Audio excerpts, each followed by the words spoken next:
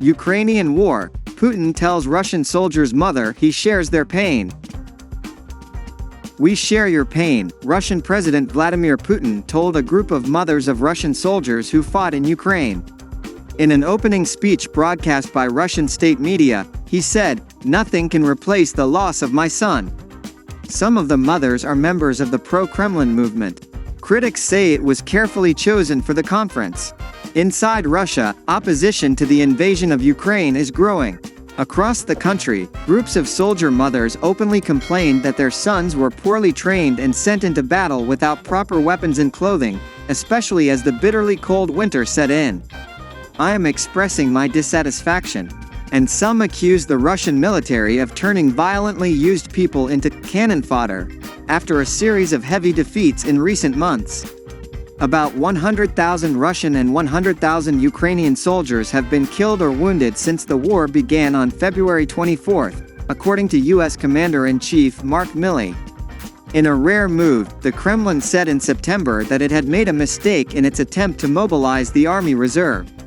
At a meeting held at his official residence near Moscow on Friday, Mr. Putin was seated at a large table with a group of 17 mothers, some of whom wore black scarves, a symbol of mourning. "I want you to know that I personally and all of our country's leaders share this pain," the president said. He told one mother that his son had achieved his goal and did not die in vain. Putin said he would like to meet the mothers in person and hear about the situation on the ground. He also revealed that he sometimes spoke directly with Russian soldiers on the battlefield, calling them heroes. The president also urged women not to believe the falsehoods and lies about the raging war on television and the internet. In Russia, the Kremlin controls the media, making it difficult to get balanced news about the situation in Ukraine, but many people use virtual private networks, VPNs, to circumvent censorship. "I'm here." Minutes of the meeting, released by the Kremlin hours later, identified several women as members of the pro-Putin movement. The women came from different parts of Russia, including at least one from the self-proclaimed People's Republic of Luhansk in eastern Ukraine, which Moscow declared annexed earlier this year.